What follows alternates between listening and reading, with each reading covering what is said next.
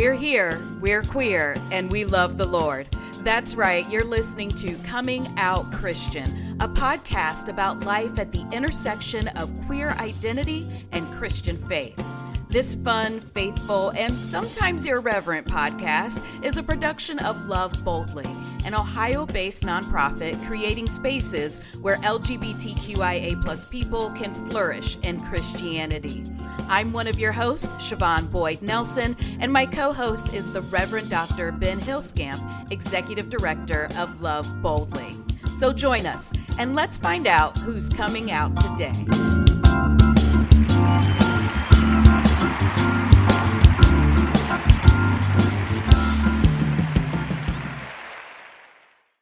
Ben, it's you. It is, and it's you, Siobhan. How are you doing? Oh, I'm doing so well. I'm so excited and a little bit sad. It's our last episode of season 3. I can't believe already we've gotten here. Right? It feels like we just started the podcast and we're on season 3 plus the mini season we did. Yeah, like I was actually not giving us credit for enough seasons when I was talking about the podcast recently. And that's right. It's because when you're having fun, time flies. And so I have had a lot of fun. I hope our listeners have had at least half as much fun as I've had. Otherwise, it's really unfair. Oh, I've been hearing great things from people who've been listening, from people who've been following. I would use this moment though to say if you like the podcast, if you've been listening, if you've been getting things out of this, please share, follow us on social media. The podcast has its own Instagram account, and we also post on the Love Boldly accounts. And definitely, one thing we haven't gotten much of is leave us comments on Spotify, on Apple Music or Apple Podcasts, or wherever you listen to the podcast. Leave some comments, leave a like, leave a review. Those things help bump us up in the various algorithms and get us more views. Although I will say for any of our listeners, particularly, Siobhan and I always marvel at where some of our listeners sit. It's amazing. So, we have listeners in Australia, we have listeners in Singapore, we have listeners in Vietnam who I can be relatively assured that it wasn't just Siobhan's bestie who then became a guest who happened to be visiting Vietnam at the time.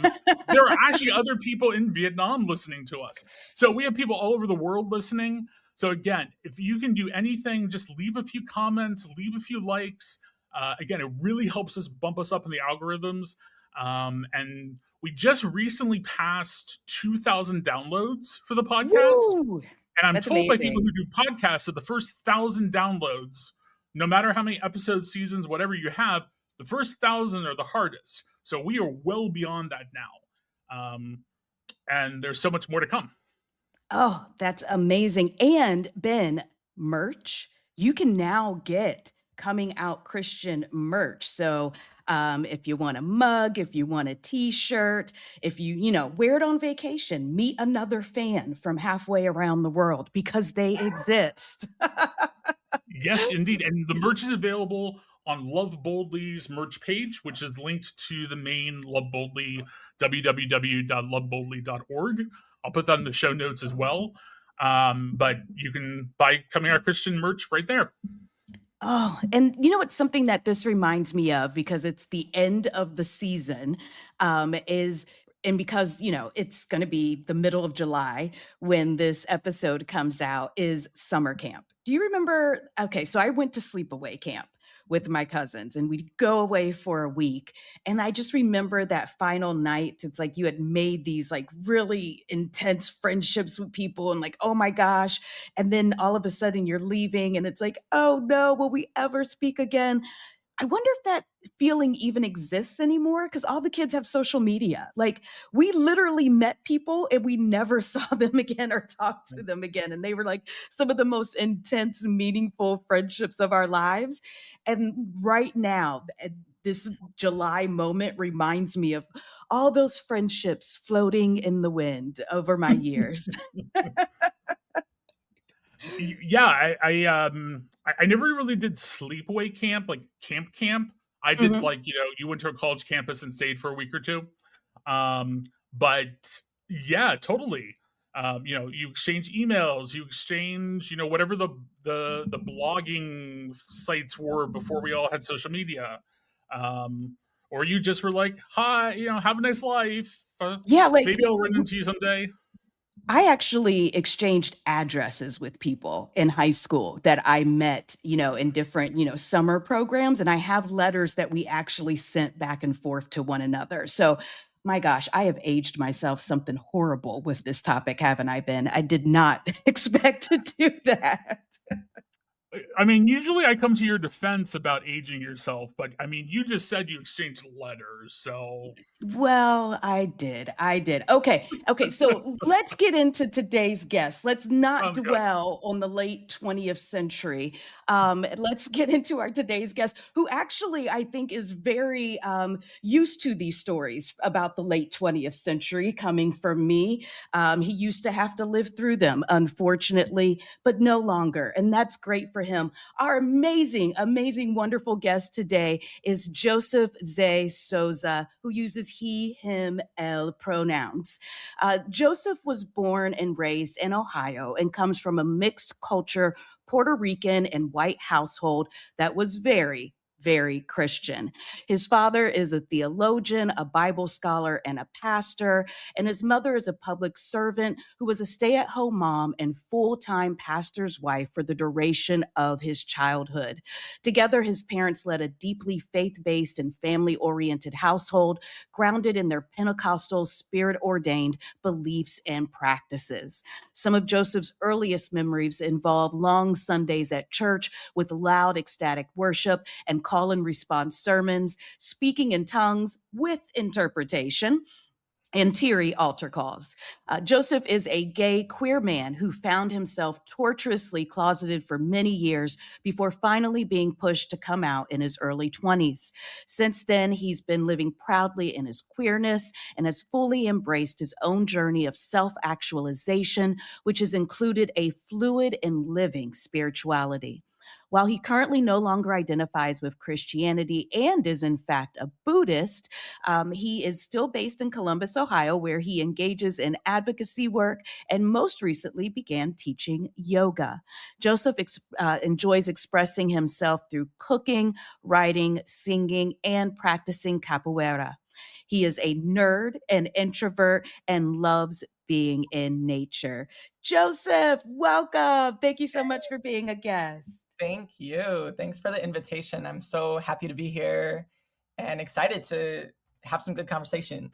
Yes, some very good conversation, which I've missed. I will say that. If you want to have a good conversation, I can here to sing Joseph's praises. He will definitely engage you in a good one. So let's get underway. We're going to start with our first question. The first question we ask all of our guests: what is your testimony? What is your story at the intersection of queer identity and Christian faith? Thank you so much. Oh my goodness. Okay. And what a question. I need to start with just acknowledging the surreal experience of having my bio read back to me. I quickly kind of threw it together right when we were planning to have this conversation, and just kind of made a quick draft and sent it, and didn't really like didn't honestly didn't really proofread or anything. And I'm a little bit like taking in, like sitting here right now and kind of listening to that read back to me. Mhm. That took me back a little bit, actually. I kind of wasn't expecting that, but it took me back a little bit to childhood.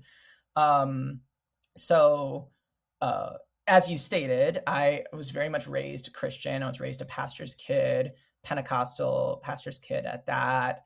Um, Christianity expressed through different cultural lenses. Mhm. Um, and I am gay. I am queer, right? And that, of course, that me naming that came later in life, right? Mhm. There was a closeted experience. There was, um, and continues to be, an experience of becoming. And then also, as you stated, I no longer identify with Christianity. Actually, the way I kind of like to say that more specifically is I do not I choose not to utilize the tools, the language and the tools of Christianity to identify myself. That's kind of how I Okay. like to say it Hmm. more specifically, rather than I am not Christian, or even with Buddhism to say I am Buddhist. I kind of prefer, because it feels more honest and accurate and precise for me to say um, the language of Buddhism and the tools of Buddhism um, are more precisely applicable to, I think, my spirituality, my life, my practice. Okay. Um, and I kind of wanted to like kind of explain that and say that at the top, because I think that in and of itself explains a little bit my spiritual journey and Hmm. um and where I've gotten to from where I started, right? Because I think I started from a place very much so where Christianity very clearly is an identity. And um growing up, our entire household, our entire life was very much anchored by I am a Christian, right? Yeah. Yeah. We are Christians. Yeah, so I guess let me just start at the beginning. Some of my earliest memories are with church. I think my Hmm. very, very, very earliest, well, I'm debating this as I speak. One of my very earliest memories is me taking a nap on the pew, like laying supine. My back is on the pew, and I remember looking up at a very distinctive, like old style looking church ceiling, right? It was like um triangular. I don't know the best way to say it, right? And very just distinctive architecture, Hmm. fans with big speakers hanging.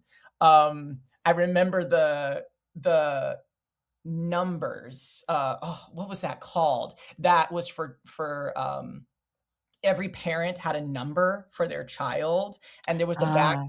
room. Do you know what I'm talking about? Where the person in charge of watching over the kids during church service, they organized they organized things in such a way that each family had a number, and if their child was acting out or they needed the parent, they had that number Oh, yes. No, it pop up on the board and you up knew to on the board. go. Yeah. Yeah. Does that even have a name? I don't even know. These images are very, very, very much a part of some of my earliest memories. The altar Hmm. itself, the big cross, right, over top of the bath where people The would be baptized. baptismal. Yeah. Yes. So, I have to say now, thinking back to these images, it's actually kind of fond, familiar feelings, right, that come Hmm. up for me. That wasn't the case for quite a while. I went through a period of years, especially through my 20s and in the late teenage years, where I was very angry, quite angry.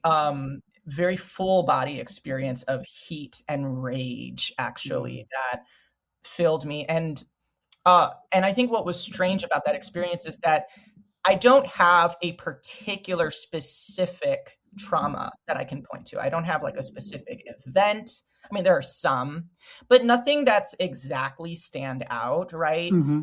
Um, so what got me to that place? Now I can look back and I can name that it's just sort of death by a thousand cuts, right? Like Yes.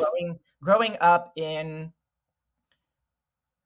the type of Pentecostalism I grew up in, uh, being queer, and not just being queer, but being sort of effeminate. I was always like really thin. My body itself, I think my mannerisms always was a bit gender um, rebellious, gender Yeah. rebellious, right? Uh, Hmm.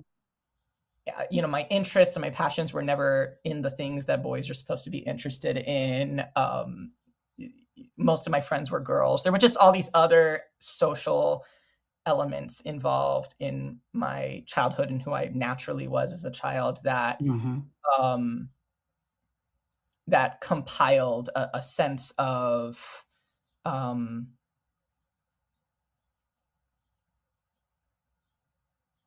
a sense of something was wrong, something with me was off, was not right, and I couldn't name it for many years. A lot of other people didn't necessarily name it to my face. Mm-hmm.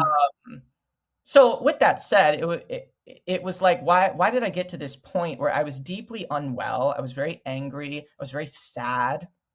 And I didn't quite understand why that was until the time came for me to actually come out, for me to utilize the language of gay queerness, right, to identify myself, and to share that with my family, to share that with my community, and then the fallout of that, which wasn't great. Mm-hmm. Yeah. You know, in my early 20s, that's when I came out. I look back and I realized that all that time growing up in this culture, it was poisonous and it was toxic to my spirit in these really quiet ways. So if you ask me like what my story or my testimony with regard to queerness and Christianity, or spirituality generally, has been, what my story has been, it's been a story of reconnecting with my body. So the starting point is, at some point very early on, I got very disconnected with my body.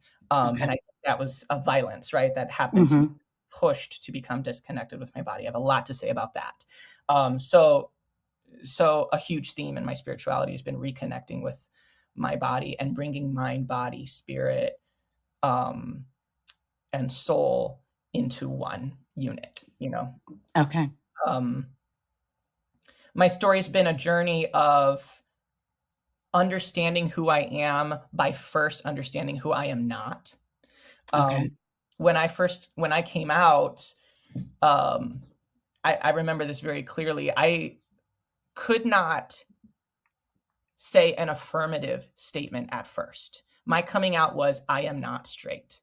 And part of that is because I actually sat down and asked a question. Well, it wasn't quite a question. It was, you're straight, right? It was like that. And I remember sitting on that couch and not responding to that question, sitting there in a very uncomfortable silence for what felt like an eternity before I finally opened my mouth and my words were, I'm not straight. And that's what I was saying for a long time before I even actually made a declaration in the positive, what I am. Yeah. And I think that moment was very symbolic for me, because over the entire rest of the course of my life and my journey, that's a pattern I've observed, is that I kind of start with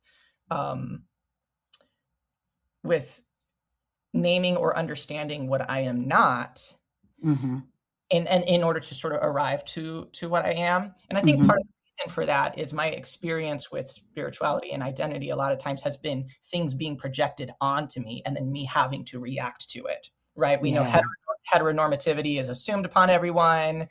You know, that's like the starting point because before I could understand any of this language and understand identity and sexuality, when you get married, when you get like all of your upbringing, right? When you have a wife, a wife and kids, I'm never asked what I want.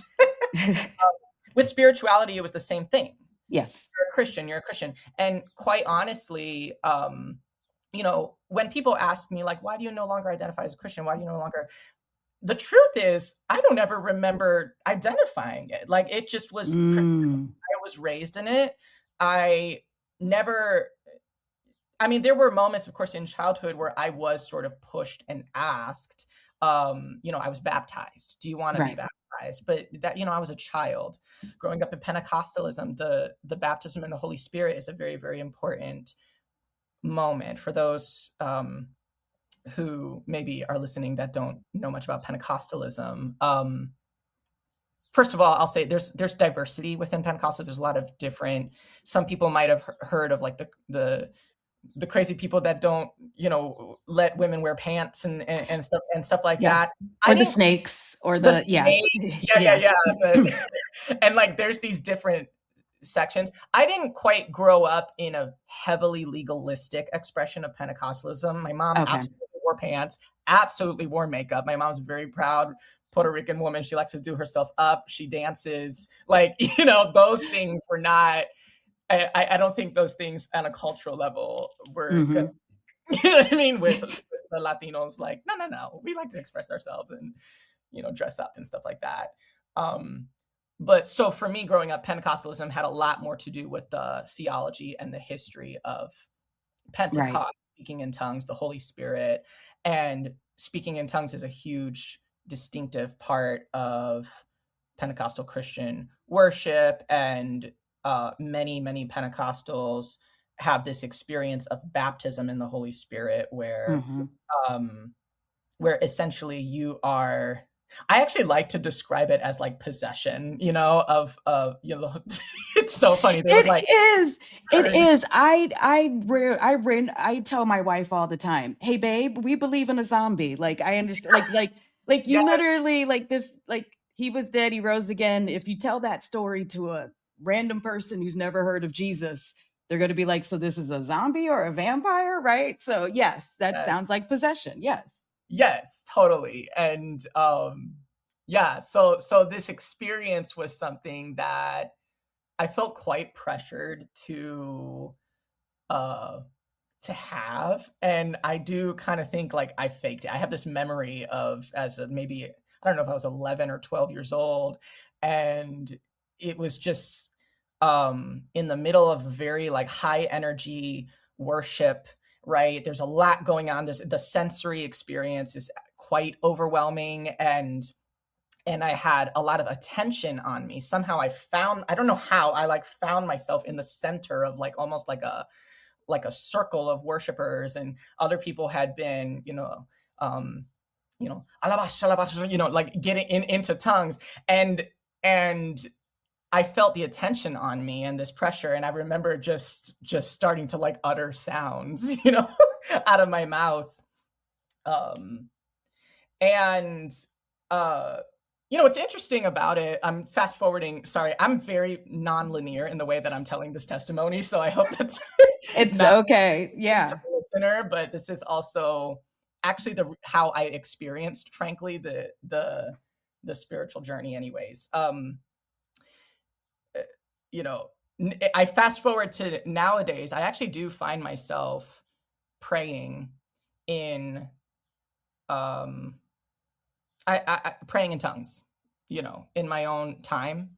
Um, I find comfort. Sometimes I don't have the words.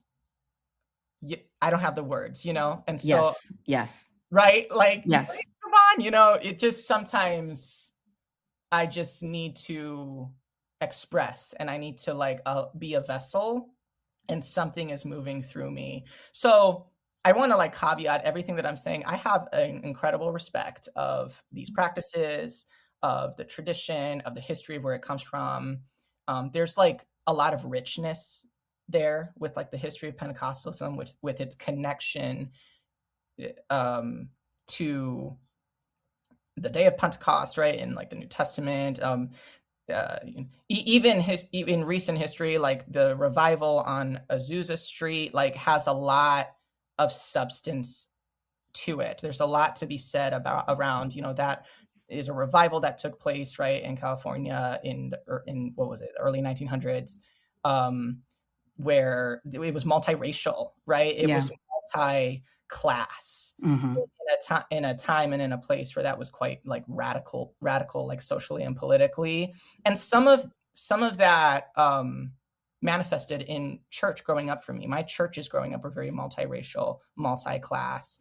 Um, Mhm. there were a lot of people that didn't have a voice in the world, and they would come to church and they had a voice. Right. And that showed, in our Christian worship. Um, but with that said, I felt pressured in these practices. There was a lot of performance at the Yes. same time, and Yeah. for me, it felt like a lot of performance with tongues, with that moment of tongues, with baptism, and it was projected upon me. So now I'm circling back to how I got here. I felt like Christianity was projected upon me, and I really never actually had a neutral beginning or an opportunity to claim Mm. or to name my own um, sense of my beliefs, my sense of practice, my identity within this community and within spirituality. So a lot of the reason why I left it had to do with giving myself the opportunity to, step away from all of the projection, right? Mm-hmm. Create a blank space and a starting point for myself. Um, and I never landed back to Christianity, right? But Right. nonetheless, Christianity is my foundation, and I appreciate that the upbringing that I had was one where faith was an intentional thing. It wasn't just passive. I remember growing up and looking around me, and a lot of other peers of mine, like in school, or their families would also kind of be like, we're Christian, but something was different. Like I remember Mm. being like, yeah, but I don't know, it's not the same. And why is it not the same? Because it was this passive cultural thing. It was like, we've always been Christians. My family, that wasn't my family. My family was distinctive and very um, specific and intentional in their faith, and they created and raised a household and a family that were going to be a Christian family. And of course, of course, that's the case with my dad going into ministry and being a minister. Both my mom and dad had in their young lives their own radical conversion experiences. Actually, they grew up more in other evangelical traditions, and becoming Pentecostal was their Mm. as young people. Their families Okay. didn't understand. My dad, especially, his mom was Baptist, and she was like, kind of, what is this like demonic speaking in tongues thing? Like that was their experience, you know? So very funny because they kind of had that. Maybe I came from a lineage of like we rebel. I don't know. But so I appreciate the intentionality of my upbringing, and that faith wasn't this like just passive thing you don't think about. It was always something you think about, uh, Mm-hmm. and you do with intention. And that actually stuck with me, and is kind of why I've gone on this journey. And I got to a point in my young adulthood where I'm like, I don't want to fake none of this no more. And me being queer amplified that, because there was this Yeah. feeling of just I'm performing, I'm not being who I am. Um, and so, anyways, back to this theme of like starting with who I'm not. I had to really like say, I'm not this, I'm not this, in order to be able to even start my journey of, okay, now let's do some self-discovery. Who am I? What do I believe? What is the purpose of my life? Yeah, let's see. What other parts of my journey and my story? A lot of healing, a lot of grief, Mm-hmm. learning to breathe. Breath has been a major, major theme for me. Um, I have a lot to say about breath. I don't even know um, where to go with it. I Well, let think me ask you this before you go to breath, because I know you definitely have a lot to say about that, and I think that that's definitely relates to what you had to say about the body, and the body being a big part of your practice. But I want to go back to because I think what you said earlier about is something that a lot of folks experience, especially folks who come from religious Christian households, is that we are kind of handed a faith. yes. And as you were, and I always thought of it as my grandmother's faith. And I definitely had an experience where it was like, wait, I have to have my own relationship with my creator, and I can't use my grandmother's relationship in place of mine. And as you were talking about first having to identify what you were not, I'm thinking of a canvas that's had a bunch of paint applied to it. And you are essentially saying, no, no, no, no, erase all that paint, scraping all the paint off. I am not this. I am not this. I'm scraping all the paint off. Okay, now I've got a blank canvas. Mhm. Now let's see what I am and what comes from me. And just removing all of that people had handed to you, which I think is an important step that so many of us need to take. And I don't know if enough of us go through that process of truly scraping away what everyone else has handed you and starting with that blank canvas. It's a very brave thing to do, also, because that can be very scary. Definitely. Yeah, and it's disorienting. It can be really Yes. it can be lonely because Mhm. you know, it involves a level of self-isolation, at least for a time, because you have to quiet the noise. But in Mhm. some ways now, when I reflect on that, I kind of think that's a theme that exists in all spiritual practices and traditions. Like it's sort of the fundamental spiritual practice to quiet the noise, find stillness, and be, right? Mhm. Without all of the movement, all the noise, all the distraction that's always pushed our way. And I think that's especially relevant in these times. Like we're living in times where our attention is under attack. You know, Right. I think we have to be, I think the spiritual practice for those of us who live in like this part of the world in these times, the like spiritual practice that has to be kind of at the center of what we're doing really has to be focused on like reclaiming our attention and um I don't know, like I guess breaking away from the chaos. We just are so distracted and we're constantly assaulted with with noise. That I can't think of anything else to say other than that that's what it is, which is why I got into yoga like a later for a whole Yeah. other topic. Yeah. So Yeah. in that distraction, I think that that's a really good way of putting it is the noise. Anything that distracts you from being in connection with yourself, with your own body, with your own thoughts, because that's what it is, right? You don't know what you're thinking. You don't know what your body is feeling because you're constantly being told what everyone else is feeling and what everyone else is thinking. So you have to really create a space for yourself. How do you think you did that? Create that space for yourself? Was it simply disconnecting? Um, with Christianity, or at least in the ways that you had known it previously? Or was there something about finding out more about yourself and your queerness that allowed for that to happen? Hmm. Yeah, I think that there was a lot of letting go of certain relationships to begin with, allowing there to be distance even with close family and Mm-hmm. close loved ones, allowing there to be breaks, and then learning boundaries. You know, I my upbringing, especially with a Puerto Rican mama, is family is very, very important, and respecting your parents is very, very emphasized and very important.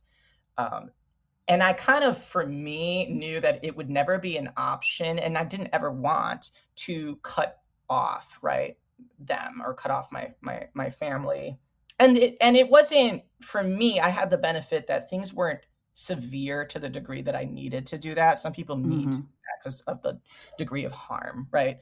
But depending on that, I learned though that I did need to practice boundaries Yeah.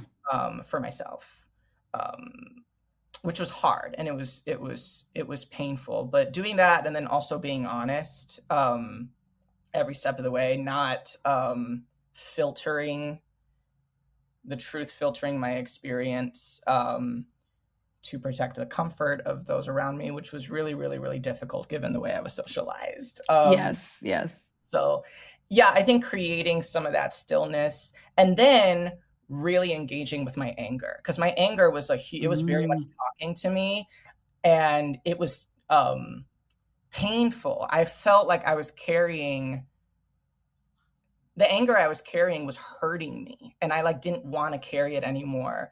yeah. But those who experience righteous rage, I think, know what I'm talking about when it's like, okay, but here it is. What do I do with it? You can't just pretend it's not there. And much like grief, like the only way is like right through it or right into it. And so I did spend a lot of time in my 20s, like engaging with my anger, being quiet enough so that I could kind of interact with it and like ask it what it wants to tell me. Like, what's going on, girl? You know what I mean? Like, why are you what do you have to say? Uh, Yeah.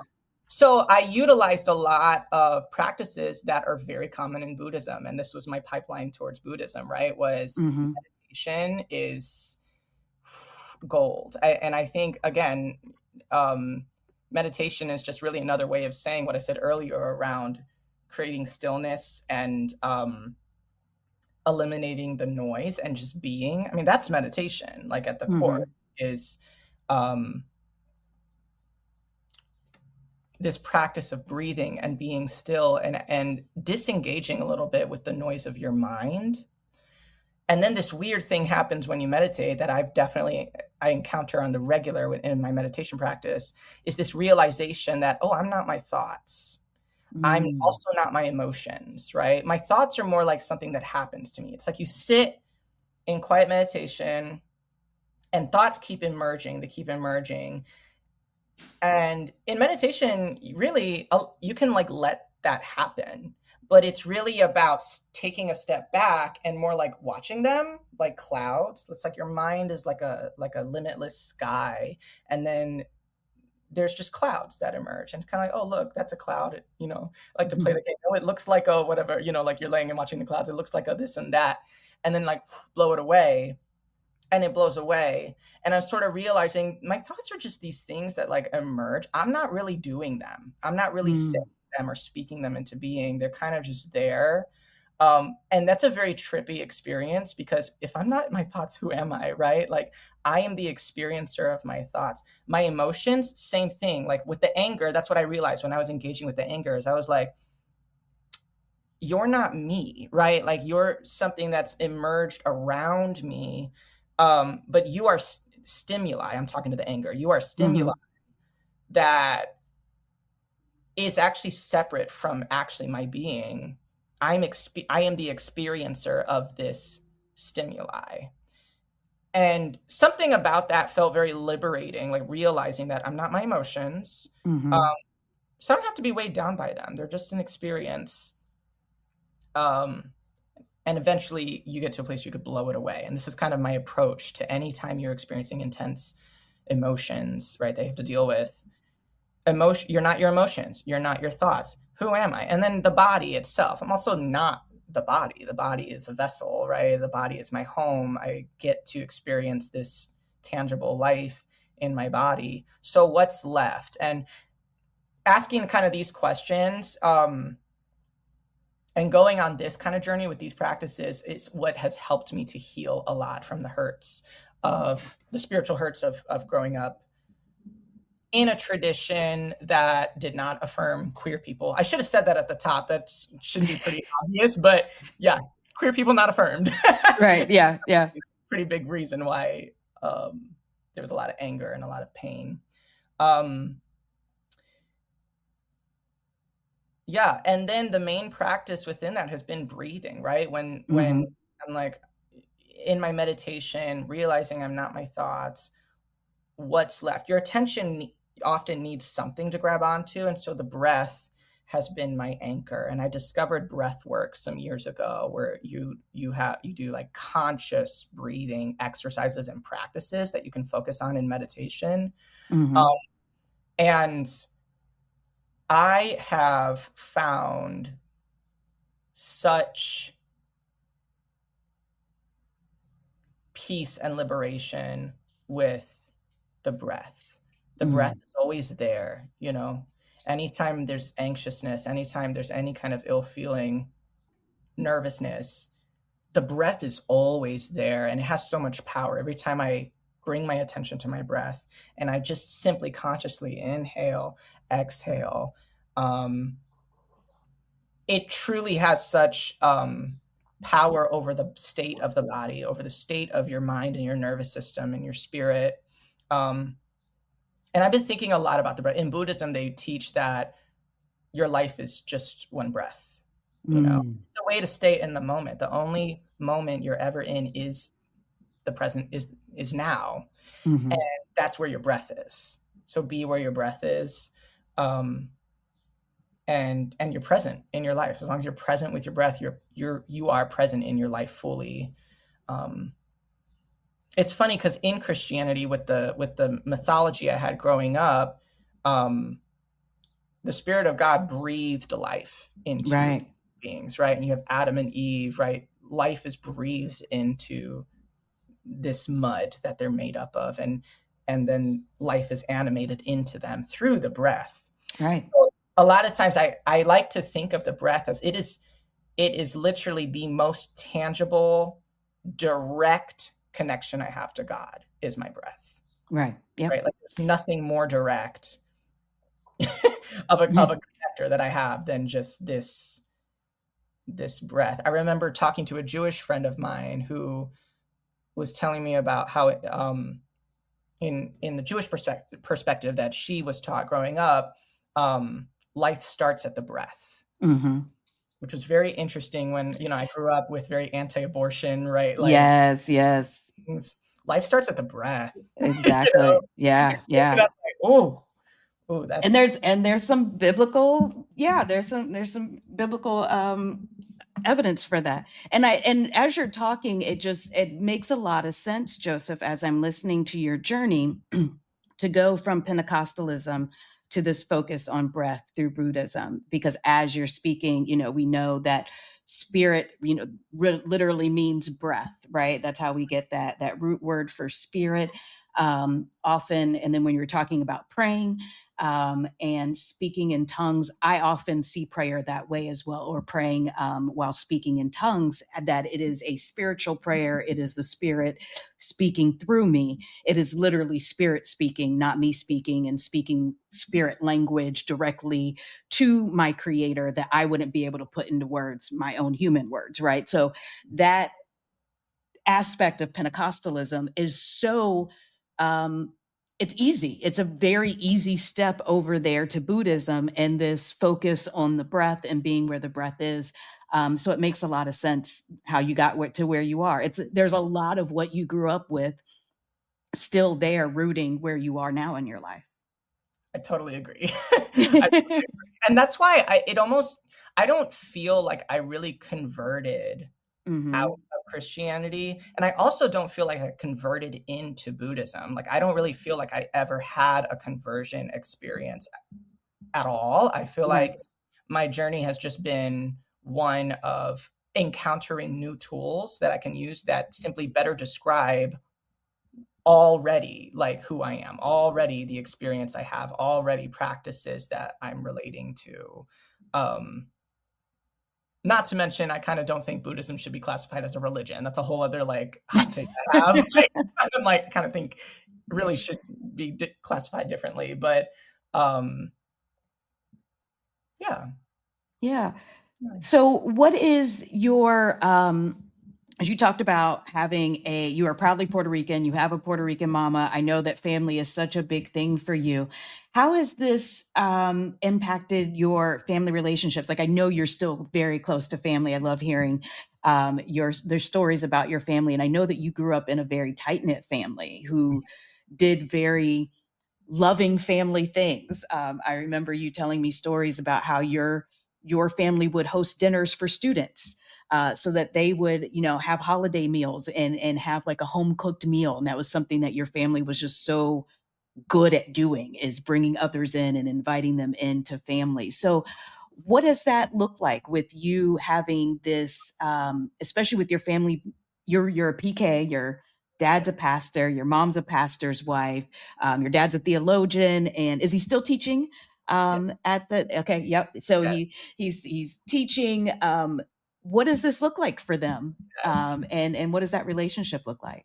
Absolutely. Yeah, I forgot to mention it's at a private Christian institution that he teaches ancient Hebrew, ancient Greek, Old Testament. He specialized in the book of Jeremiah. Now that's a specialty. Now that Oh, is a book to specialize. oh yeah, very much so. Yeah, I think actually it kind of has played an important role that my dad is like an academic, Mm-hmm. and there was always uh, a high emphasis on like learning and study in my household. And I think some of that balanced out a little bit with the faith, right? Like there's some other Pentecostal experiences with loved ones of mine I've encountered where there was just no there was nothing to hold back. I don't mean to use this term like super like derogatory, but like the crazy, right? Unlike the crazy side of just the unhinged parts of sometimes Mhm. cultures that emerge within Pentecostal circles. Like, Yes. some of that was tempered a bit by the fact that I think we had a respect for study and academia and rigorous like thought in my Mhm. household.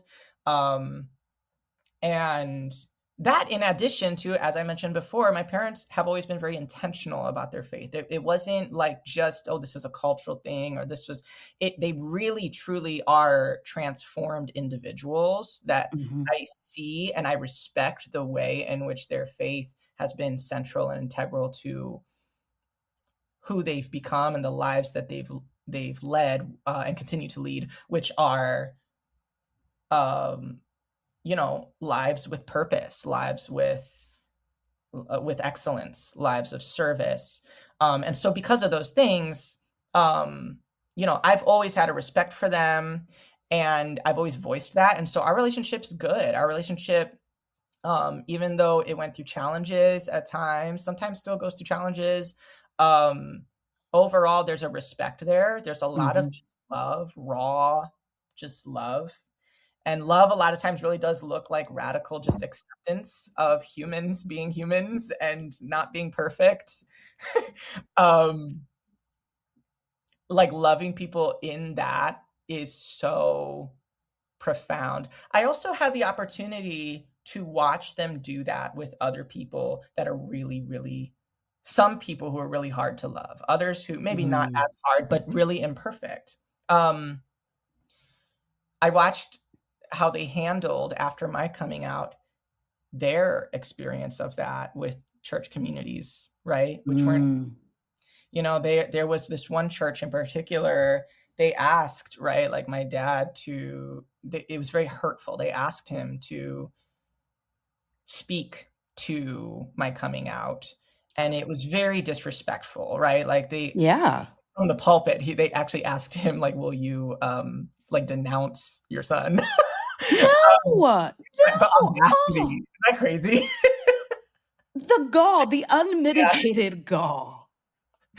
Yeah, I kind of laugh about it because it's so ridiculous. Like, but I think they had their own experience of realization of, Mhm. whoa, how toxic and poisonous the culture can be Yeah, with they got a regard. little bit of that poison for themselves. They had to inhale a little bit of that, and they were like, "Oh, Because one thing about my parents is that they're very protective of their children. They're very protective of yeah, their families, and loyal to that degree. So I appreciate that about them, and I love that about them. But yeah, I think there was a bit of an awakening experience. I got to watch them love difficult people, and I had the chance to watch them um, take on really difficult challenges of loving people. So an example would be their parents, who now have all passed away. Um, mhm, Growing up, actually, in my bio, when I mentioned like my mom's public servant, I also should have mentioned, essentially, she was a full-time caretaker, growing up, like unofficially, just in okay, community. Her yeah, mom, my abuela, got Alzheimer's disease in her mid 50s, and oh no, it's also very much a part of my earliest memories that abuela losing her mind, sadly, oh yeah, right? Like, forgetting and slowly but surely fading from us. Even though abuela mhm, was here, she lived almost 2 decades with Alzheimer's disease, and eventually needed full-time care, and my mom became that caretaker. So there was a lot of, all through my teenage years, abuela was in our household. mhm, And that was hard, like that was my mom watching her mom fade away from her, forget us. Well, I don't know. Actually, I take that back a little bit. Just fade away from us as far as what we could see. yes, Um, and the strain of that, the difficult, the labor of it was a lot. And I really applaud my mom giving a lot of years and giving a lot of herself to that. And then after abuela passed away, my grandma on my dad's side, so my mom's mother-in-law, who she lived to 92. Mm. So it was, she was very old towards the end. My mom also essentially became, my mom and dad both became her caretaker. She eventually also moved in. I had moved out of the house by that time. But she also moved into their household. And I kind of watched them minister grandma through to her last days. Mm-hmm. And they did it so, they stewarded that work with so much love and with so much like they gave everything they had. They Yeah. gave everything they had to that. And I think watching that, and then now seeing where they're at now, they're now pastoring this little country church that's like a half hour outside of Canton, Ohio. I forget the name of like the town in Ohio, and it's a country little church, honey. It's like mostly elderly folks, very small. Mm-hmm. And there are a lot of folks there that are closer towards end of life. And Yeah. I've kind of watched they've been in the last decade or so in this chapter of their ministry where that's been the theme. They're really like ministering to people at the end of life. And Mm-hmm. my dad has done, I don't know how many funerals in the last just 2 years. He like, I can't count on my hand. He's done so many funerals. And that's also like really deep, hard work that I have intense respect for watching it. Like I'm like watching this happen and seeing all that's involved in that. And I'm like, ooh, wow. Yeah. Meanwhile, in my life, I've gotten into advocacy work with LGBTQ advocacy, as you know.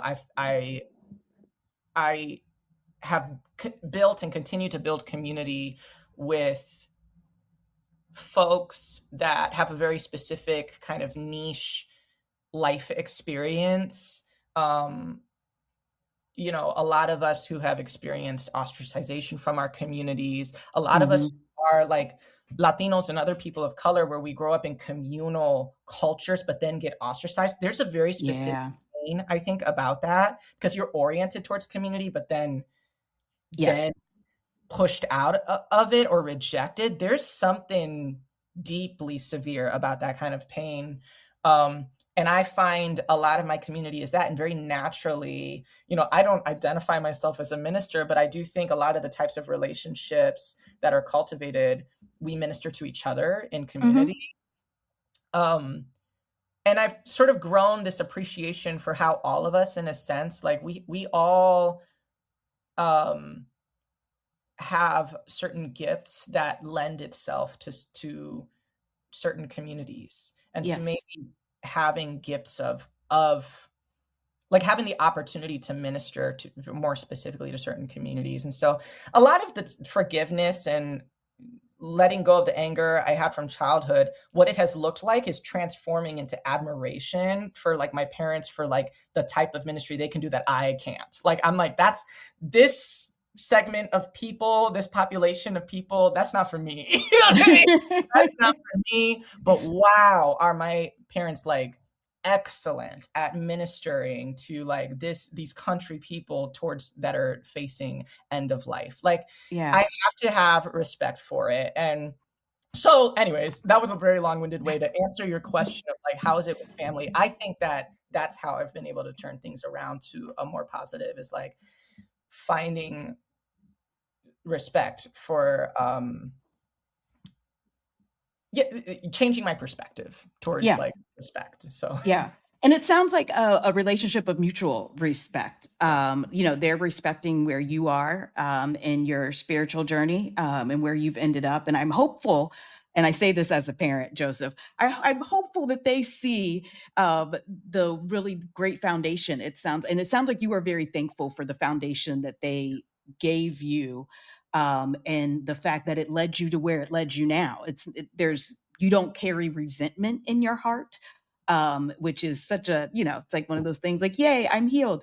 Not necessarily healed, but I'm on a healing journey, or, I'm a healthy person because I'm not carrying that resentment. And it just doesn't sound like a shred of resentment and truly admiration for who they are as people, because they're people.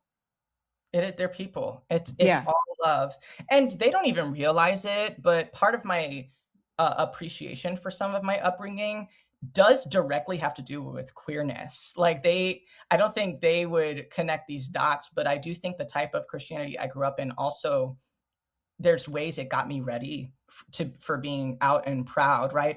For example, I always think of what worship looked like growing up in the Pentecostal churches. There Mhm. was this very gender neutral invitation to use your whole body to completely let Yes. go and worship. And in some ways, when I think about masculinity and like the secular culture, the men in church would show up in tears. They would Yes. completely submit their body to spirit. They would completely honestly, what they were doing was gender rebellious in some ways. Like they were not adhering to these traditional ideas of machismo and masculinity. There's something effeminate, right, about being so in tune with your emotions and expressing your emotions. Yep. Something about that set me up. Like I saw a lot of examples of big, burly, grown, masculine men letting it all go at the altar calls. And I'm like, I have to appreciate how queer that is. You know what I mean? Like, I can't not appreciate. There's something about that that's so queer. Um, there even was, I just at the end here have to mention an individual who very visibly was queer that showed up to church. I have no idea what pronouns they would have used or how they would have identified themselves. This is late 90s Mhm. in Lorain, Ohio. This was a mostly Black and Puerto Rican church. This individual was probably like a trans feminine, Black, young person, dressed very feminine dresses, the whole, like high heels and all this stuff.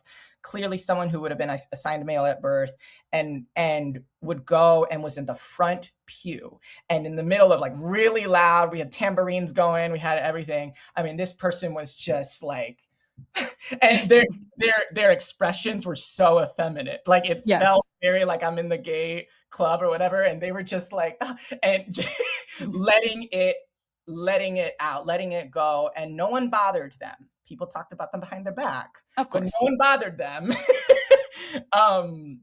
They allowed them to worship because that was sacred. You don't Yes. mess with that, right? The spirit is working.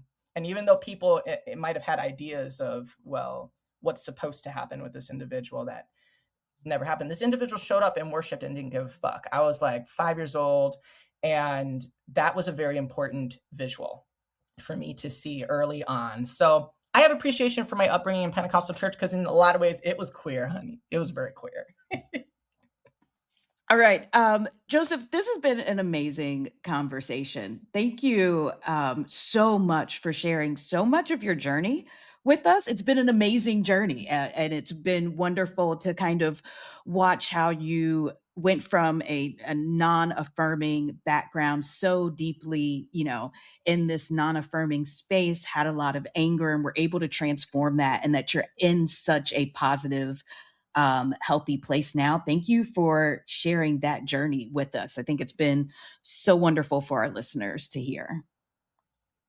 Thank you. Thanks for allowing me to talk my ear off, or talk your ear off, and just reminisce about it's good, it's healthy, it feels cathartic a little bit, I think, to talk through where we came from and then where we're going.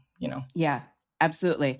So, for our query of the day, we're going to jump into our segments now, that we've had this amazing conversation. And for our query of the day, I want to go way back to the beginning of the conversation when Joseph talked to us about napping in the pews and looking up and seeing the architecture there in the church. And the reason I'm going back there is because I have a very similar experience. And so, whenever I walk into a church that has the same type of lighting or speakers or architecture, I'm immediately transported back to being like little 3-4-year-old me napping in my grandmother's lap in the pews. And so I'm guessing that those of us who have grown up in the church, I'm guessing a bunch of our listeners grew up in the church, even if you weren't a PK, you were in the pews napping. What is one of those like really visceral things that you can remember about the church when you were a little kid napping in the pews? What is that visceral thing about the church that you can remember? Ben, I'm looking at you because you were kind of nodding your head. It looks to me like you might have an idea. And then Joseph, I'm going to come back to you and see if you've got another one for us. Go ahead, Ben. There are a lot of experiences I can think of. So this my sarcastic side wants to say, I'm not sure about the rest of you, but in Catholic churches we did not nap. But then also our services were You didn't have enough time. Well, yeah, but then I also grew up in a very white Catholic church where the services were timed to 60 minutes or less. So, yeah, right. There's no time for a nap there. Exactly. Yeah. I think the experience that I remember from that age was just simply sitting and kind of being at awe at what was all going on. You know, where Pentecostal services are very visceral in an embodied, very praise, and has more about this. It's more about the sounds and the actions. Catholic masses are much more ethereal, for lack of a better word. It's much more oriented to what the priest is doing at the altar and the movements in that kind of sacred space. And as someone who's always been a church geek, I was always I kind of sat there in awe of what was going on. And particularly as a very young child, I can remember, wanting to be in those spaces as an altar server, possibly as a priest, as a choir member, because there was this sort of otherworldliness of this part of the overall church. If you were singing in the pews, that was pretty normal, but there was a certain, maybe not heavenly, but a certain special sense to what happened around the altar. So I always just kind of sat there in awe of what was going on, and wanting to, I think I can say now as an adult, wanting more to watch what was going on than to necessarily even really understand what it was like to participate in that. Because in almost every church that's liturgical to that degree, there are basically stage lights on everyone there. It's not a comfortable experience. I mean, when you have on vestments and you're under the lights and you're doing a lot with candles and incense and whatever else, it is not a very comfortable experience from like a physical comfort side. It's much more comfortable to be sitting in the pews. But, as a 5, 6, 7-year-old, I didn't realize that. So, I just kind of marveled at everything that was going on. In that very particular special part of the church. Exactly. Got it. Okay. All right. Joseph, anything else that you can remember from those early days in the pews? The one other thing that's coming to me is to get some water, and they had these like paper cone cups. You know what I'm talking about? Like the cones. That was such a distinctive feature, I think, of especially my early childhood church. Yes. Going and just very wasteful, because it's like you only get like 2 sips of water in these little cups, but we loved going and saying, let's get some water. I was so queer even as a kid. I'm like, with my friends, let's go get some water. And I was obsessed with the lights. I don't know if these lights, and they were like cylinders, and they were very ornate. I think they had like some ironwork around. They were, I don't know, they had like some filigree or something around them, but they were cylinders, and you just didn't see lights like those any other place. And so I definitely noticed that. Like those lights don't exist anywhere else. And then the baptismal. I love to swim. I took swim lessons as a little girl.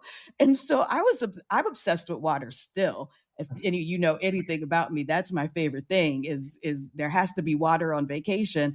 And so as a young girl, I literally just stared at the baptismal the entire the entire service, and I loved it when we were there and someone was getting baptized. It didn't have to be me. I just wanted someone. I wanted to see someone get in that water. It was so blue. It looked so perfect, and I just needed to see somebody take advantage of that beautiful blue water. So baptism Sunday, always my favorite Sunday. So y'all listeners, we want to hear from you with our query of the day. What are your memories from napping in the pews or from being a young person there in the church? What is one of your earliest memories of the church? Let us know. We want to hear from you. Leave us a comment on Spotify or Apple Podcasts, or jump on Instagram. Are you following us on Instagram? Coming Out Christian Podcast. Jump in there. Let us know. We want to hear what you have to say.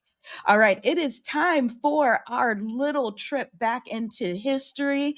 This is when Ben teaches us a little bit of something about ourselves. This is our moment in queer history. Ben, what do you have for us today? So before I do our moment, I want to recognize that I just recently picked up a new book from one of the independent bookstores here in Columbus. And the book's called Be Gay, Do Crime. Amen. Everyday Acts of Queer Resistance and Rebellion. It was edited by Zane McNeil, Riley Claire Valentine, and Blue Buchanan. So I want to give the editors and authors credit here. I picked this book up because I opened it. I was in the bookstore, I opened it, and it's literally just a listing of dates in chronological order going through the entire year, going through at least 3 centuries at this point, possibly more, of times where both positively and negatively queer people have shown up in open rebellion, resistance against norms. Some of these are just like the birth or the death of certain people who, at times when simply being queer was not just illegal, but was so taboo, but who still lived their lives as queer people in whatever way they could. So I found one entry particularly interesting. This is from February the 11th, 1967. So bear in mind, this is about 2.5 years before the Stonewall riots. There was a protest against police repression held at the Black Cat Tavern in Los Angeles. And it was organized by a new local to Los Angeles LGBTQ org called the Personal Rights in Defense and Education. That was their name. And their acronym, based on those letters, was PRIDE. And according to the editors of this book, this is the first time that the word pride was used either by an organization or to refer to LGBTQIA plus rights, at least here in the US, possibly anywhere. And again, was by this organization, Personal Rights in Defense and Education, who were protesting police brutality, particularly police brutality directed at the queer community. And this specific protest was against a raid on the same place a few months before this, when police officers began to violently attack people simply for standing around and kissing on New Year's Eve. But again, February the 11th in 1967, possibly the very first use of the term pride within the context of LGBTQIA plus rights. Ben, I love that. February 11th is my birthday. So now I'm really going to remember that fact. That makes me feel super special. Thank you so much for giving us that little piece of queer history. Totally. Well, folks, that brings us to the end of another amazing episode and the end of season 3. Oh my gosh. Thank you so much for listening, for being on this journey with us as we are uncovering all of these amazing stories of queer Christians, queer people of faith, queer people who were raised in Christianity. Thank you for being on this journey with us. Joseph, thank you so much for being our final guest of season 3. Is there anything else that you would like to talk about, that you'd like to promote, or places that folks can find you? Thank you so much. I would invite any listeners that are into yoga to join me for yoga, hot yoga. Anyone who's in Columbus, Ohio, there's a studio called Moto Yoga. There's actually 2 studios. And I guess I don't know what my schedule is going to be um, at the time of this recording, but I will be look for Zay on Moto Yoga's schedule. I would love to have folks join me for some practice. That's been a real fun accomplishment this year for me. I did my 200-hour training. I had a moment in the training when laying on my back in a yoga practice, looking up, and it took me back to that memory of church, because the building we were in had the same, and I thought, ooh, full circle, right? Like, that same memory. So anyways, come practice with me, Zay at Moto Yoga, and possibly elsewhere. That's to be sure. All right. Wonderful. All right. Thank you. And we will link to wherever we are, or look for Zay. Zay, look on the Instagram when this episode comes out. We'll get some links up there so you can see Zay's schedule, and that'll be really fun. Ben, what's going on with Love Boldly? Definitely. First off, we have an event coming up in about a month after this episode airs, on August 15th. That's Saturday. This is Over the Rainbow, a symposium on LGBTQIA plus death and dying. We are happy to sponsor this event with the Franklin County Coroner's Office, as well as Green Lawn Cemetery. It will be approximately a half-day training and conversations around the death and dying process, specifically focused on the queer community. We're going to have folks who are practicing death doulas. We're going to have some county and local officials, and some folks working in other aspects, spirituality, religion, etc. You also will have the opportunity, if you want, and Siobhan and I have already done this tour, to tour the Franklin County Forensic Science Center. If you're from Central Ohio and didn't realize we had a Forensic Science Center, or you think it's a basement somewhere like on a cop show, this is not the case. This is a place that is very clinical, feels like a college campus or a hospital, much different than what people think of like the quote-unquote morgue. And what's I think is kind of interesting is that they have conference space. So this symposium will be in their building, and you'll have the opportunity to tour both the administrative and community section that we're going to be using, as well as the clinical section of the Forensic Science Center. So we're really happy to sponsor this. We hope that people will attend. There's more information on our website, www.loveboldly.org. We'd love to see as many people there as possible. We did receive a wonderful grant from the Oasis Fund in the Episcopal Diocese of Newark. So this is a free event, open to the public. Again, simply check out our website for more information. Oh, that's going to be a great program. I hope to see a lot of folks there for some important conversation, and a conversation that's specifically focused on us, the queer community, and our specific needs. So thank you so much, Ben, for your hard work on that program. Well, y'all, that brings us to the end of another amazing episode, another amazing season. Be on the lookout, y'all. You know, Ben and I have a million ideas going in our heads.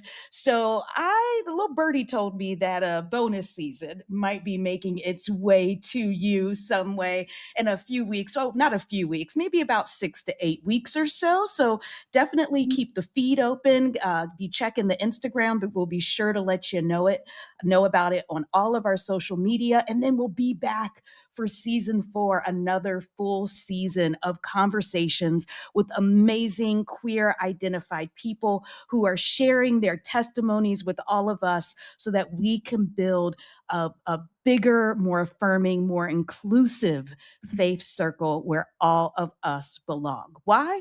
Because we've always been here and we're going to continue being here, loving one another and growing in that journey. Thank you so much for listening. Again, check back for our bonus season, and then we're going to see you again in season 4.